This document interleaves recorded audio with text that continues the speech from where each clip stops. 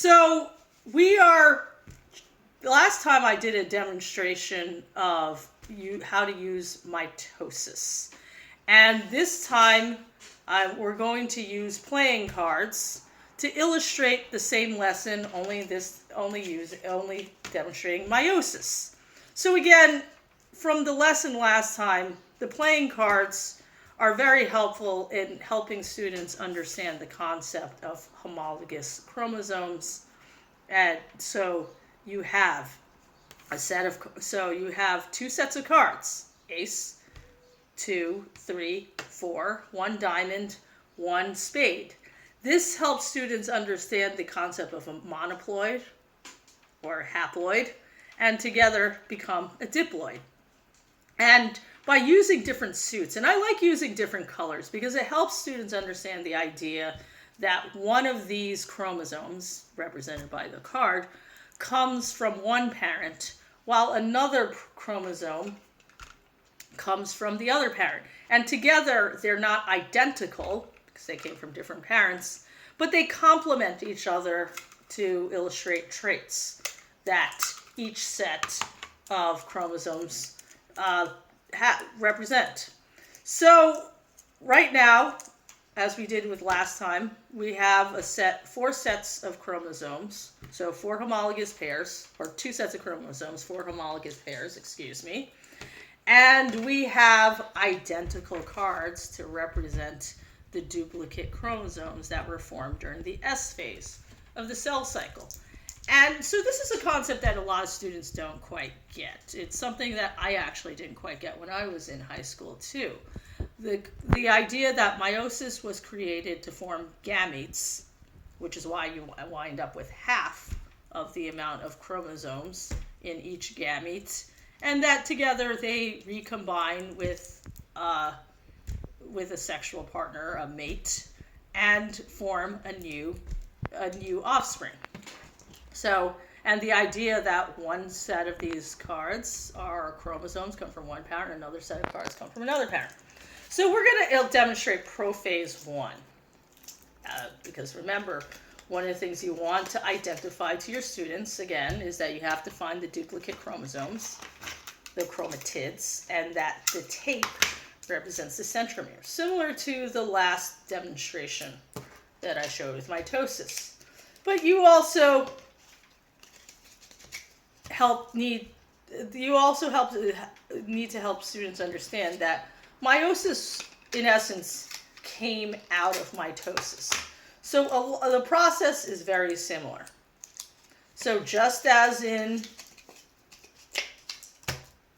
prophase, where each duplicate chromosome or chromatid finds its matching pair, we tape the chromatids together to demonstrate prophase 1.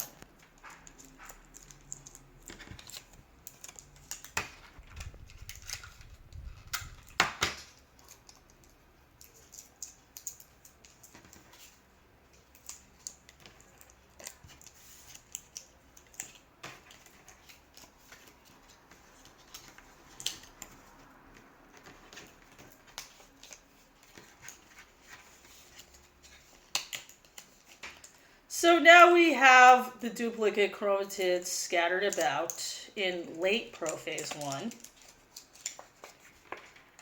And we're slowly moving into metaphase 1, where they're going to line up.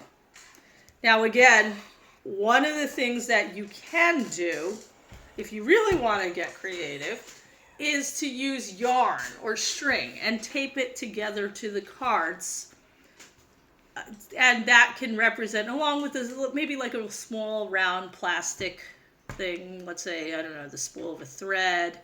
Attach the string to those spools of thread, and that can demonstrate the spindle fibers of meiosis. So there is one limitation to this lesson, and the one limitation is that, of course, we're unable to demonstrate chiasmata in this. So that is so if you really want to do this, you can cut a piece of the card from, let's say, the ace, and then cut the same card from the spade, the diamond, and the spade of the ace, and then tape it together. That's, if you really wanted to be a little more representative of meiosis, you can do that, or you can just explain to students, this is one of the limitations of this demonstration, is that we really can't demonstrate chiasmata or crossing over in this particular lesson. Again, I really recommend that you have students work on this, but you know your students best.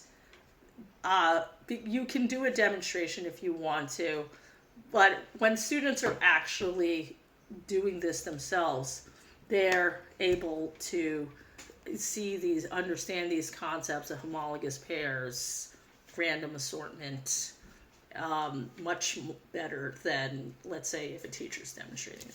So we're now going to move into anaphase, and we're going to have complete random assortment. And, it's up to the students, allow them to understand that this is complete. The process of random assortment is exactly that.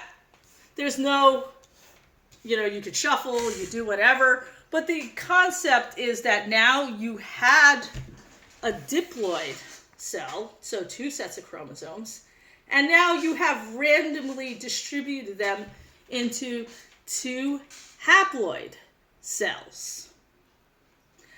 So, and the great thing about this, one of the reasons why I always like to teach meiosis before I got into classical Mendelian genetics, is that they were able to understand the concepts of Mendel when Mendel was trying to figure out the law of segregation, the law of independent assortment. He didn't really know what chromosomes were. He didn't know what chromosomes were. He didn't understand the concept of meiosis. He was able to use math to figure out the laws of segregation and the laws of random assortment.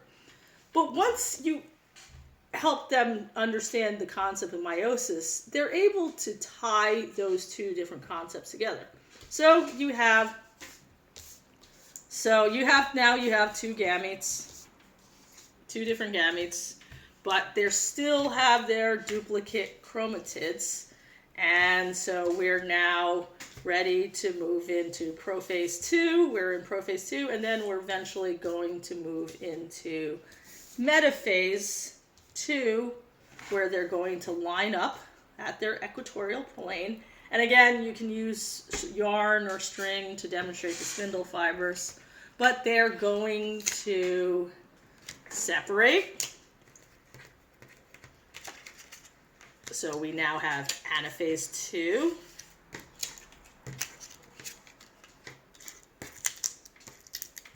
So one advantage of maybe using more cards is that, let's say the full set from 1 to 13, is that they get the idea of random assortment a little better than if we only use 4 cards. But they still see the concept of chance and probability and all the different combinations you make. And so now we have anaphase 2.